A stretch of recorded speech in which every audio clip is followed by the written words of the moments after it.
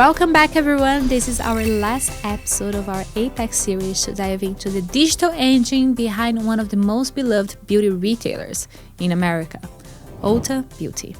With over 1,400 stores, 45 million loyalty members, and a digital strategy that blends personalization, innovation, and omnichannel excellence, Ulta Beauty is not just keeping pace with consumer expectations, they're helping define them. Joining me is Josh Friedman, Senior Vice President of Digital and E-commerce at Ulta Beauty. Josh is a seasoned retail transformation leader who spent his career at the intersection of the technology and experience. From Dell to Neiman Marcus to JCPenney, and now leading Ulta Beauty's charge into a new era of beauty retail. Here's Paula Macaggi, and this is episode 81 of my show. Welcome to OFFBounds. Josh, welcome to OFFBounds. Somehow we managed to find each other on the other side of the world, even though we both live in the US. Right. There were definitely more convenient ways to meet up back in the States, but I'm happy to be here and be here at NRF APAC with you. Yeah. So what are you finding about the show so far? It's been great. I mean, I haven't gotten down to the floor yet, but I heard there's 200 exhibitors down there. There's clearly a lot going on in Asia that we have to learn from, though, huh? So absolutely. Looking forward to that. Yeah. So I think most of my audience will be very aware of Ulta Beauty and what it is. But could you tell us a little bit more about what Ulta Beauty is? Sure. And beyond the stores, just like tell us what it represents. We like to say that we're the destination for beauty and wellness for a lifetime. So it's all things beauty and wellness. That's how it started over 30 years ago. We're now 1,400 stores strong, specialty retailer all over the US, about to launch in Mexico and about to launch in the Middle East in the coming months. But really everything from mass to prestige, cosmetics, hair care, skin care, fragrance, wellness, and everything that you could need for your lifetime, hopefully from the time that you're a teenager till the time that you're a senior and need all of the solutions in between. Well, thank you. Yes. That's exactly, I'm your consumer. That's what we try to keep up. Absolutely. But you came from a very specific background. You came from several retailers and brands, but you chose to join Ulta for a big job. Why did you decide to join for the digital transformation? Well, when I got a chance to join Ulta, it was for a couple of reasons. One was the company and the brand are so amazing. The growth story is amazing. The category is amazing. I really did not know about the culture till I got here, and it really has been fantastic. The teams, both in the stores and at corporate, are really passionate about beauty. It's amazing.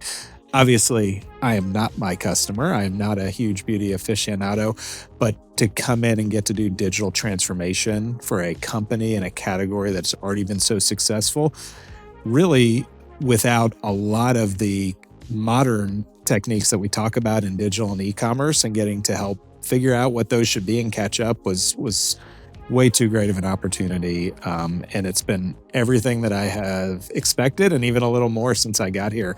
And I'm about to hit 2 years in the fall. Well, 2 years is it's a considerable time. Yeah. Yes. When we talk about digital transformation, we talk a lot about the technologies, digitalizing the ecosystem. But what was the mission? Like, what are you trying to accomplish?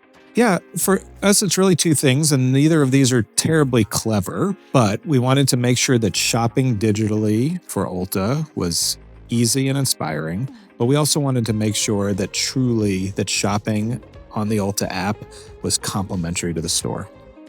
We have 1,400 stores. Beauty is a very personal and visceral type of category. So doing it all online and just being D2C about it was not the whole goal. Although we have lots of customers who like to shop that way and we want to make it as easy and convenient for them, but really complementing the store. So a lot of what we did, especially in the last year, was about bricks and clicks and bringing some of those concepts. The company was already doing things like BOPUS, of course, and ship from store, but we got to expand both those programs as well as add the convenience of having 1,400 stores through same-day delivery and partnering with big companies like DoorDash and Instacart was really fun. And now we're getting into truly shopping your store online. So we launched some really important updates this year, including what we call Shop My Store, which does let you set your local store, shop from the inventory, and really see it. And then we'll get into some other expansion opportunities later in the year. So consumers have access to what is available in store. Absolutely. Yeah, so they can pick their store, see exactly what's available in their store. Obviously, many products and SKUs are, and some are not. And one thing we just launched this year was the ability to actually shop from both of those inventory pools in the same transaction. So we're really excited that now we've brought even another level of convenience to the customer. Yeah, so so the store is almost like the fulfillment center, the convenience part of. Yeah. I mean, we just got to announce, we're obviously recording this here in June. So we just got to announce our earnings, and part of what we got to announce was double-digit growth rates for our e-commerce channel, which is fantastic. And we're really happy about it, but it's really about how well we got to take care of customers with all of the convenience of our stores pitching in as well. We see great response from customers when it comes to localized experiences, convenience, and using those as you say, it's distribution points as much as it is experience points of presence. There's one thing about Ulta that I was reading, and your team even correct me, because it was like, oh my God, you have 44 million members in your loyalty program. We do. And you're like, no, actually we have 45 million. We just hit 45 million. Yeah. Well, congrats. But I guess this adds almost like a layer of opportunities for you to understand your consumers, right? Like, how are you leveraging this data? Well, we're leveraging it, and we can be leveraging it a lot more. And quite honestly, one of the great revelations that I experienced when I got here was the 44 and now 45 million loyalty members we have, and 95% of our purchases come through those loyalty members. So as you know from probably talking to many other retailers, that's a wonderful luxury. That is not something to be taken lightly.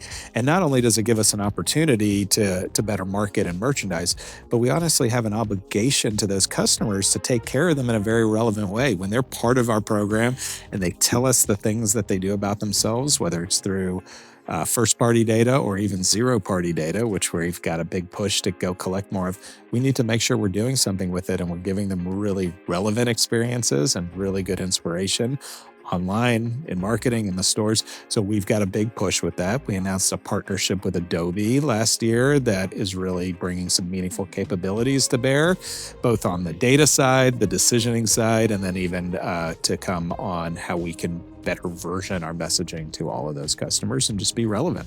So what are these initiatives that you're doing with your consumer data? Like, because I am a member, what can I notice when I access? Some of them are simple, right? Product recommendations is the easy one, but it's still very powerful, right? So when you shop with us or even take the time to tell us a little bit more about your preferences, we use that in our product recommendations algorithms. We've made a lot of headway on those in the last year and really give credit to the teams that brought those to life. You'll see them now plastered all over our shopping experience. So product recommendations is a big one. You will definitely start to see more and more, but differentiated messaging in major parts of real estate, whether that's on the homepage or in your email streams. So you're starting to see things that resonate with you. And we're trying to make sure that we test those as quickly as we can. And the ones that work well for you, we'll continue to send you more of and share with you more. And the ones that you don't seem to be responding to, we'll save for someone else. Yeah, so make it more relevant for what I'm looking for or for what I'm trying to discover. And that's really what it's all about, is just the relevance. For so long in retail, I know I'm preaching to the choir here, but it's been about shouting the loudest message you can to everyone who will listen. It's really about being relevant and telling her what she wants to hear instead of what we want to say. Well, that's a very beautiful saying, actually. Unfortunately, we can't talk about data without talking about the A word. Yeah, we can talk about it. Yeah. So AI, I imagine that it's helping you achieve even more with this first-party data that you have, right? Like, what are some of the initiatives you're having? Yeah, AI is going to be terribly helpful. And in the other room today at this conference, we heard from a few different constituencies, and someone mentioned it's just an enabler, right? And I know that's trying to simplify it, but it really is not doing anything yet of itself of substance, but it's enabling a lot of other things. So whether it's decision making or creative versioning, or starting to help us with more task automation with agentic AI, those are the things we're working on internally. Not to mention, it is starting to see, and we'll start to see a lot more of this in the back half of this year, how customers shop will be much different. We see what all of our platform partners, including Google and Microsoft and OpenAI, are doing, and we are working hard to make sure that we're partnering with them, so that way, as easy as it can be for customers to find us, on those platforms and shop with us and become loyalty members of a lifetime with Ulta wherever they want to shop. Yeah, because it's very hard. We're shifting so fast, right? Like, we're changing so fast, especially, I don't know. Now, if I want a new skincare routine, I go to ChatGPT and it gives me and it offers me the pages that I should buy.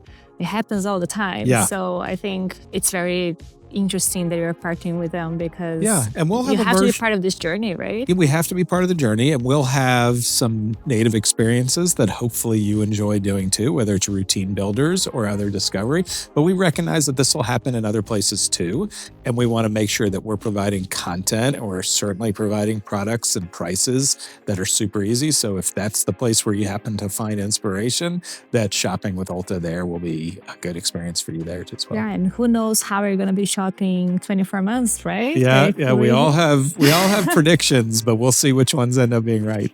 It's not the first time I'm hearing about it, but I'm interested in knowing the reasons. Is the community you're building, right? Like, where your consumers can engage with each other.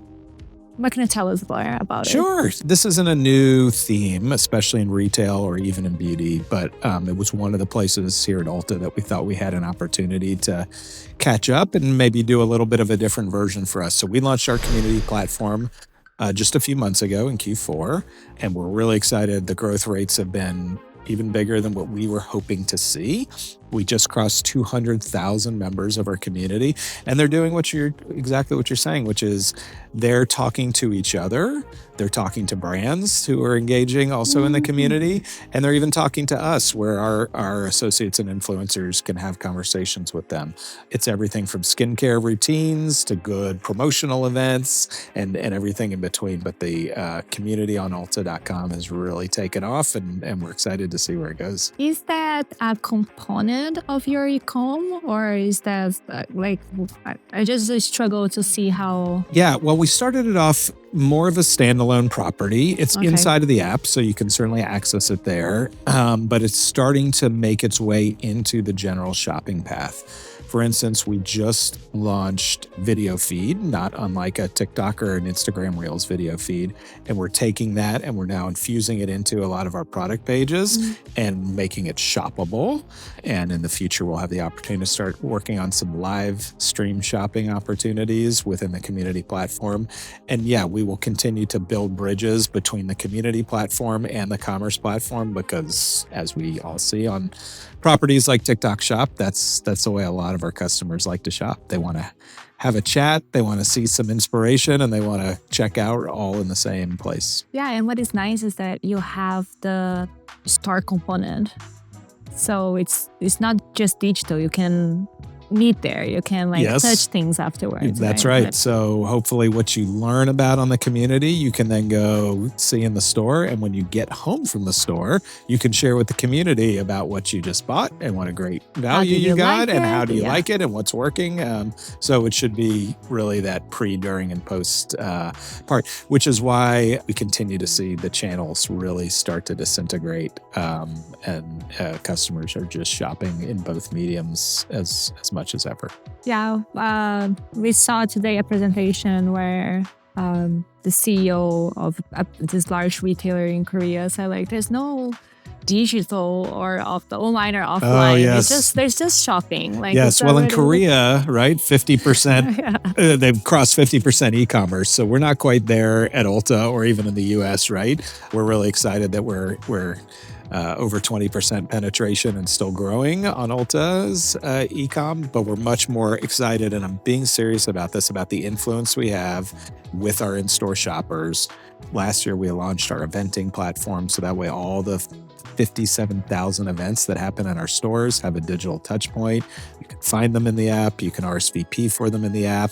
And part of what we'll be able to do is use that information to talk to you after the events as well, digitally, and connect those experiences. So it's like a continuous engagement with your customer base. Which is how we all experience all of our retailing and shopping and even other content, right? You're doing it digitally and physically, interchangeably and really concurrently. Yeah, and there's another thing that I know Ulta is cooking. It's not a marketplace. It's a curated marketplace. What is it? Yeah, it's a beauty marketplace. So we are actually opening up a beauty and wellness marketplace in the fall. It's invitation only, so it's not quite the same. Am I invited? You are always invited. We only invite those certain sellers. So we've had great response. So we've had tons of applications from sellers who want to sell on the marketplace, as we expected. Listen, at Ulta, we meet thousands of brands every year in the beauty space, and that doesn't even count what's coming with wellness. And we just can't bring as many of them as we'd like into the chain, right? We certainly can't fit them in our stores. Even getting them into the distribution centers is tough. So if we're going to be the beauty and wellness destination of a lifetime, we need a way to expand our offerings. So that way, no matter what you want to buy in the beauty and wellness space, you can find it on Ulta.com. So that's really what the marketplace is about. We've seen great response. We plan on launching with hundreds of sellers in the fall and growing from there. And it'll be existing categories and even some new ones. I'm excited. All right. But it's curated because Ulta selected the right partners, so I can, me as a consumer, I can trust that Ulta. That's right. Had my best That's interest. right. We are vetting every seller, not only for the product that they sell, but to make sure that they can take care of our customers like they have grown to expect from us, that they'll get their product on time and it's what they expected. So we're making sure that it's a curated invitation only marketplace and take it from there. So we're excited about that launching in the fall and where that could take us as far as growth in the assortment without being too overwhelming. I'm excited. Wow. Yeah. Especially because I think like the market's so amazing with all the new products that pop every day. So you have to be... There's new products, there's new brands, there's new ingredients, there's new solutions. We know that our customers get excited and interested in those, and we do too. And we want to be able to experiment with those products as much as our customers do. And getting them onto Ulta.com through a marketplace is a great opportunity for us to do that. Yeah, but like this is all beautiful talk, but we know that getting the team ready to drive these transformations can be challenging. You have to work with several different silos. You have to break silos. You need cross-functional things happening. What have you learned in this transformation? My gosh. I mean, I was excited about this. I've done some assortment expansion programs at department stores in the past with apparel and home goods. This has been bigger and more exciting than I could have even expected. And, you know, we talked about AI before.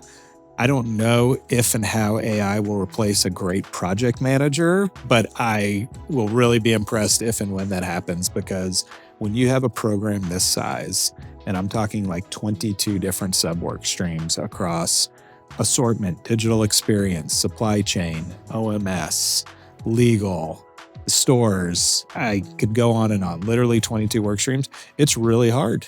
It is. But everyone leans in, everyone's collaborative. We don't hit a blocker that we treat as do or die. We treat it as how are we going to solve this problem, and the team leans in and does it. It's been amazing. We got a chance to do a couple of fun projects that in retrospect seem a lot smaller last year, like setting up our community platform. This one is so much bigger, but it's going to yield such amazing results when we have this platform for us to take care of our customers, but also to be able to work with so many new and exciting brands that we just haven't had room for in the past. So we're excited about the capabilities that are coming. I bet, yeah. And what would you say it's your vision for the short future? Except from like 2025, let's talk about, 2030. 2030. Okay, well, that doesn't seem so short term to me. Honestly, we do roadmaps all the time, right? And we always say the third year of the roadmap is very much a draft, because by the time we get there, it will be different. So 2030 will definitely look different. I can make some futuristic decisions or even predictions about how generative AI and agents will change the entire shopping path by 2030, and some of them will come true and some of them will be overhyped. These are all scenarios. Yes, these are all scenarios. Consider. So what we focus on in the short term is making sure we're ready for multiple scenarios, right? What does that look like? That means that our data is ready. That means our technology is ready. That means we have great assortment that no matter how she wants to shop or where he wants to buy it, we're ready for that. So as we try different proofs of concept or different partnerships or even different technologies on our native platforms, we have the backbone and we have the DNA to go chase whatever the next opportunity might be. How do you manage your team to think on both, right? Like there's always the day-to-day things that take a lot of our time, and the very important things that is actually looking into the future and getting ready for that. How do you manage this, both long-term and short-term work? Yeah, it's not easy. So one thing that we did when I got here was we put in some true agile working ways, set up about 20 different agile pods who are chasing different OKRs and different parts of the customer journey. We do have roadmaps that we try to keep going, and we change them every quarter to make sure that they're up to date. But the truth is we try to do 3 horizons, right? We try to do, is there anything in the immediate future that we're frustrating our customers with, or we have really quick wins that we could do and dedicate some capacity there. We have our medium term, call it 1 year to 18-month roadmap of things that we want to build and deliver, like the split cart functionality I mentioned earlier, or the replenishment platform that's coming.